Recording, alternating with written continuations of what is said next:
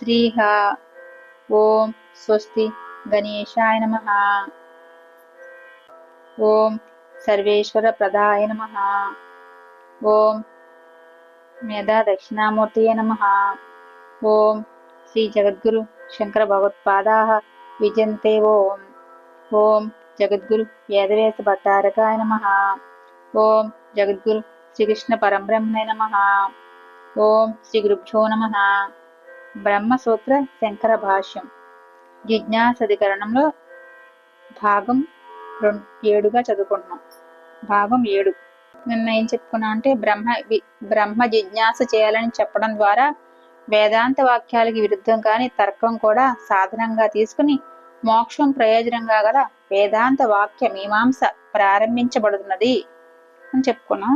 ఇప్పుడు మొదలు ఇక్కడ భగవత్పాదులు దేహమాత్రం ఇత్యాది వాక్యాలలో 9 మతాల ప్రస్తావన చేస్తూ ఈ మతాలు ప్రతిపాదించిన వాళ్ళందరూ ఏవేవో యుక్తులు ప్రమాణ వాక్యాలు చూపించారని చెప్పారు. విద్యాగంధం లేని సామాన్య జనులు దేహమే ఆత్మ అనుకుంటారు. అహం అనే ప్రతీతికి గోచరమైనది దేహమే. అందుచేతనే కృశోహం అంటే నేను సన్నగా ఉన్నాను, స్థూలోహం అంటే నేను లావుగా ఉన్నాను అనే అనుభవం కూడా దేహమే ఆత్మని సూచిస్తున్నది. అందుచేత చార్వాకులు కూడా దేహమే ఆత్మని అంటారు. చార్వాకాదులు శృతి ప్రామాణ్యాన్ని అంగీకరించకపోయినా వాళ్ళు శృతి వాక్యాదులను కూడా తమ వాదానికి ఉపోద్ఘాతులుగా చూపుతారు అని కొందరు వ్యాఖ్యాదులు రాస్తుంటారు. అవి వాళ్ళు చూపుతున్నారో లేదో తెలియదు. దేహాత్మవాదులు ఈ పురుషుడు అనరసమయుడు అనగా దేహస్వరూపుడు అనే శృతివాక్యం ప్రమాణంగా చూపవచ్చును. పురుషుడు అనరసమయుడు అనగా దేహస్వరూపుడు అని చెప్తారు. శృతివాక్యం ప్రమాణంగా చూపవచ్చును. రెండవది, శరీరం ఆత్మ కాదు, నా శరీరం అని తాను వేరు, శరీరం వేరు అన్నట్లు ప్రయోగం ప్రసిద్ధంగా ఉంది కదా. ఇంద్రియాలు లేకపోతే శరీరం చెలింపజాలదు. నేను అంధుడను, నేను చెవిటివాడను అని అనుభవం ఉంది. అందుచేత ఇంద్రియాలే ఆత్మ. ఆ చక్షు రాంద్రియాలు ఇలా అన్నాయి అని శృతి కూడా దీనికి అనుగుణంగా ఉంది అని లౌకాయితకలలో ఏకదేశులు అంటారు. ఏకదేశులు అనగా ఆ సిద్ధాంతాన్ని కొంచెం మార్పులతో అంగీకరించేవారు. ఫస్ట్ చార్వాకుల గురించి చెప్పారు, ఇప్పుడు లౌకాయితుల గురించి చెప్తున్నారు. అంటే వీళ్ళు ఏం చెప్తారు, శరీరం ఆత్మ కాదు, నా శరీరం అని తాను వేరు అని చెప్తారు. శరీరం వేరు అన్నట్టు ప్రయోగ ప్రసిద్ధంగా ఉంది కదా. ఇంద్రియాలు లేకపోతే శరీరం చలించజాలదు, నేను అంధుడును, నేను చూడటానికి అన్ని చెప్తున్నారు కదా అని శృతి కూడా దీనికి అనుగుణంగా ఉంది అని లోకాయతులు ఏకదేశులు అంటారంట. ఇంకా 3, నా కన్ను నా ముక్కు ఇత్యాది విధంగా తాను వేరు ఇంద్రియాలు వేరు అనే ప్రతీతి ఉన్నది. నా కన్ను నా ముక్కు ఇత్యాది విధంగా తాను వేరు ఇంద్రియాలు వేరు అనే ప్రతీతి ఉన్నది. స్వప్నంలో ఇంద్రియాలు పనిచేయకపోయినా మనసు పనిచేస్తూ ఉంటుంది. ఇత్యాది మన ఉవాచ అంటే ఇత్యాది శృతివాక్యాలు మనసు మాటలాడినట్లు చెబుతున్నాయి. మనసే మాట్లాడుతున్నట్టు, అందుచేత మనసే ఆత్మని అని ఇంకొందరు అంటారంట. ఇంకా 4వ రకం, నా మనసు అనే ప్రతీతిని బట్టి నేను వేరు మనసు వేరు అని తెలుస్తున్నది. అందుచేత విజ్ఞానమే ఆత్మ. అది క్షణికాలైన విజ్ఞానాల ప్రవాహమే ఆత్మని కొందరు బౌద్ధులు అంటారు.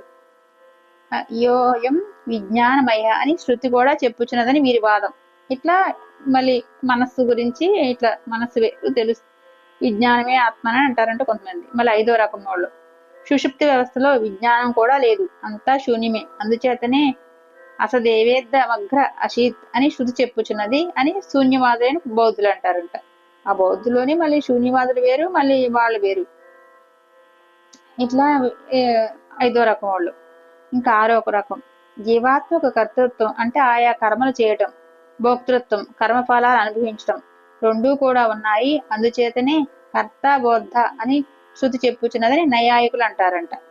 మళ్ళీ ఇది 6వ రకం వాళ్ళు. మళ్ళీ 7వ రకం వాళ్ళు, నిర్వయం అంటే సర్వగతమైన పరిణామం లేని ఆత్మకు కర్తృత్వం కుదరదు, ఆత్మ కేవలం భోక్త మాత్రమే అని సాంఖ్యులు అంటారంట.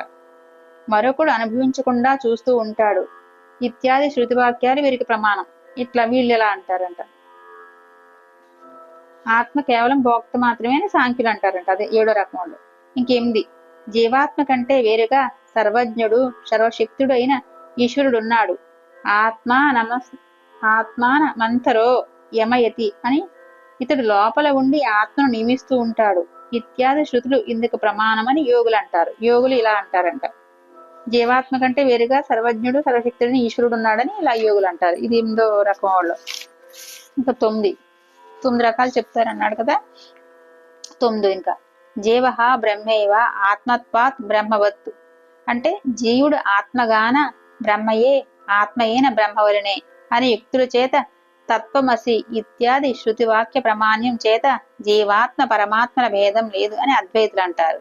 ఈ మతాలన్నీ పంచపాదిక వివరణ ప్రమేయ సంగ్రహాదులతో సవిస్తరంగా ప్రతిపాదించబడి ఉన్నాయి. ఈ విధంగా అథాతో బ్రహ్మ జిజ్ఞాస అనే ఈ ప్రథమ సూత్రం చేత వేదాంత విచారాత్మకమైన ఈ శాస్త్రానికి విషయం బ్రహ్మాత్మైక్యం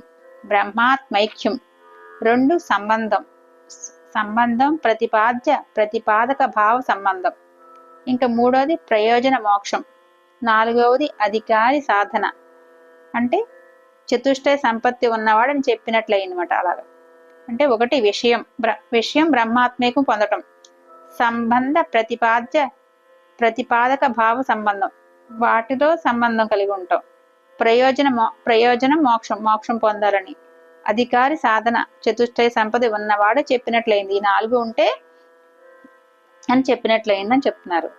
బ్రహ్మసూత్రాలలో ప్రతిపాదించబడిన విషయాలు ఇవి.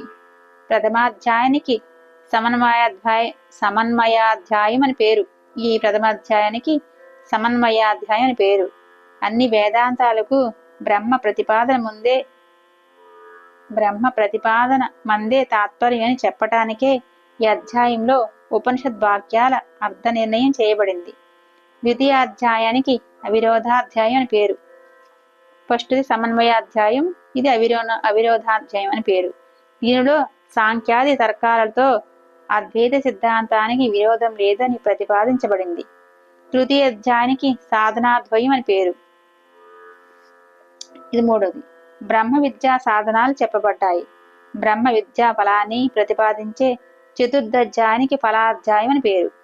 ప్రథమాధ్యాయ ప్రథమ పాదంలో స్పష్ట బ్రహ్మలింగాలైన అనగా ఈ వాక్యంలో ప్రతిపాదించబడేది బ్రహ్మయే అని చెప్పటానికి తగిన లింగాలు అంటే గుర్తులు స్పష్టంగా ఉన్న ఉపనిషద్ వాక్యాల విచారణ చేయబడింది. ఫస్ట్ దాంట్లో ఉపనిషద్ వాక్యాలు చెప్పబడుతుంది. ద్వితీయ పాదంలో అస్పష్ట బ్రహ్మలింగాలైనవి ఉపాస్య బ్రహ్మను ప్రతిపాదించేవైన ఉపనిషద్ వాక్యాల విచారణ చేయబడింది. బ్రహ్మ ఉపాసన చేసేయి. తృతీయ అధ్యాయంలో అస్పష్ట బ్రహ్మలింగాలు జ్ఞేయ బ్రహ్మను ప్రతిపాదించేవి అయిన ఉపనిషద్ వాక్యాలు విచారణ చేయబడింది.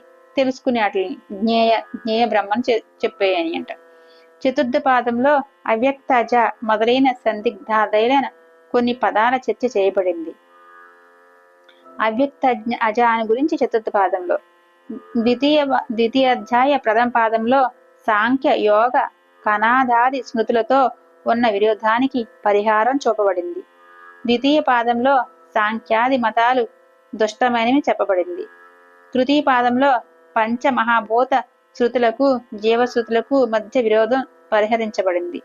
ఏదేదో ఉందో చెప్తున్నారు. 4వ పాదంలో లింగ శరీరాన్ని గూర్చిన శృతుల మధ్య విరోధం పరిహరించబడింది. ఇవన్నీ తర్వాత చర్చిస్తారు.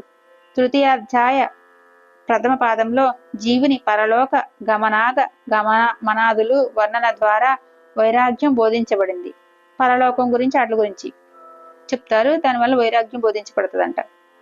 2వ పాదంలో త్వం పదార్థ అంటే జీవాత్మ తత్పదార్థాల జీవాత్మ పరమాత్మల స్వరూపం నిరూపించబడింది అంటే చెప్తారని వాటి గురించి. 3వ పాదంలో సగుణోపాసన విధించే వాక్యాలలో కొన్నింటిలో చెప్పిన గుణాలను లేదా ధర్మాలను మరికొన్నిటిలోనికి చేర్చే విధానం విశదీకరించబడింది.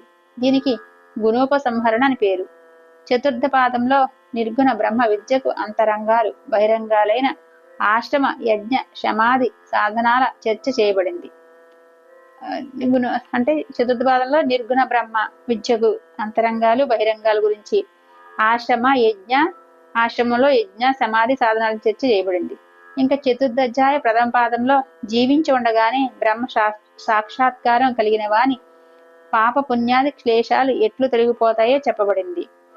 ఇంకా ద్వితీయ పాదంలో మరణం, బయటకు పోవడం వీటి పద్ధతి చెప్పబడింది. తృతీయ పాదంలో సగుణ బ్రహ్మోపాసన చేసేవానికి ఉత్తర మార్గ ప్రయాణం చెప్పబడింది. ఇవన్నీ మనం తర్వాత చెప్పుకుంటాం కాబట్టి చెప్పుకుంటూ వెళ్ళిపోతున్నా. తృతీయ పాదంలో సగుణ బ్రహ్మోపాసన గురించి ఉత్తర మార్గ ప్రయాణం చెప్తుంది. చతుర్థ పాదంలో నిర్గుణ బ్రహ్మ సాక్షాత్కారం పొందేవాడు విదేహి ముక్తి పొందటం గురించి, సగుణ బ్రహ్మోపాసకుడు బ్రహ్మలోకంలో నివసించడం చెప్పబడ్డాయి. ఏక సూత్రాత్మకమైన ఈ జిజ్ఞాసాధికరణం యొక్క అధికరణ రచన ఈ విధంగా ఉంటుంది. శృతి వాక్యాలు, విషయ వాక్యాలు బ్రహ్మ జిజ్ఞాసుకు తగిన విషయ ప్రయోజనాలు ఉండటం లేకపోవడం అనే దాన్ని బట్టి ఈ వేదాంత శాస్త్రం ప్రారంభించాలా అవసరం లేదా అనే విషయం సంశయం నేను బ్రహ్మను కాను అనే ప్రత్యక్షం చేత బ్రహ్మకు జీవాత్మకు భేదం స్పష్టంగా తెలుస్తున్నది. విరుద్ధమైన కర్తత్వ కించిత్ జ్ఞత్వ సర్వజ్ఞాత్వాది ధర్మాలు గల జీవ బ్రహ్మలకు ఐక్యం కుదరదు. సత్యమైన బంధం జ్ఞానం మాత్రం చేత తొలగదు. అలా కాక జీవుడే బ్రహ్మ అంగీకరించినా కూడా నేను అనే ప్రతీకలో ప్రతి ఒక్కనికి ఆత్మ తెలుస్తూనే ఉన్నది గాన అంత స్పష్టంగా తెలిసిన దానిని గూర్చి విచారం అనవసరం. ఈ విధంగా నేను అనే ప్రత్యయంలో ఆత్మ తెలిసినా కూడా సంసార బంధం అలాగే ఉంటుంది. ఈ అన్ని కారణాల చేత బ్రహ్మ జిజ్ఞాస గాని దాని కొరకు శాస్త్రారంభం గాని అనవసరమని పూర్వపక్షం. ఎన్ని అవసరం లేదు, శాస్త్రం ఏం చదవక్కర్లేదని పూర్వపక్షం అంటారంట. బంధం భ్రాంతి చేత కల్పించబడినదే. జ్ఞానం చేత ఆ భ్రాంతిని తొలగిస్తే బంధం తొలగిపోతుంది అని నేను అనే ప్రతీతితో సామాన్య రూపంలో ఆత్మ సాక్షాత్కారం ఉన్నా దాని యథార్థ స్వరూపం తెలిసే వరకు బంధ విముక్తి కలగదు. అందుచేత బ్రహ్మ జిజ్ఞాస శాస్త్రారంభాలు ఆవశ్యకములేని ఉత్తరపక్షం సిద్ధాంతం. పూర్వపక్షంలో బంధం సత్యంగాన జ్ఞాన భిన్నమైన మరొక ఉపాయం చేతనే అది తొలగి ముక్తిని లభిస్తుంది అని చెప్పడం ఫలం. పూర్వపక్షంలో బంధం సత్యంగాన జ్ఞాన భిన్నమైన మరొక ఉపాయం చేతే తొలగిపడుతుందని వీళ్ళు చెప్తారంట. జ్ఞానం వలనే మోక్షమని సిద్ధాంతంలో ఫలం. ఈ అధికరణం శాస్త్రారంభానికి హేతువైన అనుబంధ చతుష్టయాన్ని సూచించడం ద్వారా ఉపోద్ఘాత రూపంలో శాస్త్ర ప్రారంభంలో చేర్చబడింది. అందుచేత ఉపోద్ఘాత సంగతి అధికార్యాదులను చెప్పే శృతులు తమ అర్థాన్ని బోధిస్తున్నాయని ప్రతిపాదించడం చేత సమన్వయాధ్యాయ సంగతి. బ్రహ్మలింగం స్పష్టంగా ఉన్న అయితే దాత్మమిదం సర్వం తత్సర్వం సా ఆత్మ తత్వమసి ఇత్యాది వాక్యాల ద్వారా విషయ నిర్ధారణ చేయడం చేత పాద సంగతి, అధ్యాయ పాదాది సంగతి మునుముందు కూడా ఈ విధంగా చూసుకోవాలి. శంకర భగవత్పాదులు అధశబ్దానికి సాధన చతుష్టయ సంపత్యనంతరం అని అర్థం చెప్పారు. ఈ అర్థం స్వకపోల కల్పితం కాదు, శృతి సమ్మతమే. ఇత్యాది శృతివాకాలు కర్మ చేసి సంపాదించినవి ఎలాంటికైనా నశిస్తాయి అని అవి అనిత్యాలను బోధిస్తున్నాయి. అంటే కర్మ అనగా పని, చేసి సంపాదించినది అనిత్యమే అనే న్యాయం కూడా ఈ శృతివాక్యాన్ని సమర్థిస్తున్నది. నిత్య జ్ఞాన స్వరూపాత్మకు జనన మరణాలు లేవు. దేశ కాలాదుల చేత పరిచ్ఛిన్నం కాని ఏ ఆత్మ ఉన్నదో అదే నాశరహితం. అది తప్ప మిగిలినది సమస్తము నశ్వరము. అది అర్థమవుతుంది కదా. దేశ కాలాదుల చేత పరిచ్ఛిన్నం కాని ఏ ఆత్మ ఉన్నదో అదే నాశరహితం, అది తప్ప మిగిలినది సమస్తము నశ్వరము, ఆత్మ ఒకటే నిత్యం అని చెప్తున్నారు. ఇత్యాది వాక్యాలు ఆత్మ ఒక్కటే నిత్యం అనేది బోధిస్తున్నారు. అదే ఆత్మ ఒకటే నిత్యం అని చెప్తున్నారు. ఇది నిత్యానిత్య వివేకం. కర్మల చేత సంపాదించబడిన లోకాలను పరీక్షించి బ్రాహ్మణుడు నిర్వేదం అంటే వైరాగ్యం పొందాలి. కర్మల వల్ల నిత్యమైన వస్తువు లభించదు. ఇత్యాది వాక్యాలు వైరాగ్యాన్ని బోధిస్తున్నాయి. శాంతో దాంత ఉపరత స్థితిక్షు అనే వాక్యం శమ దమాదుల అవస్థగతను బోధిస్తున్నది. ఇవన్నీ కలవానికి అంటే మోక్షేచ్ఛ స్వయంగానే కలుగుతుంది. ఈ విధంగా శృతియుక్తి సమ్మతమైన సాధన చతుష్టాయనే శంకర భగవత్పాదులు శబ్దార్థంగా ప్రతిపాదించారు.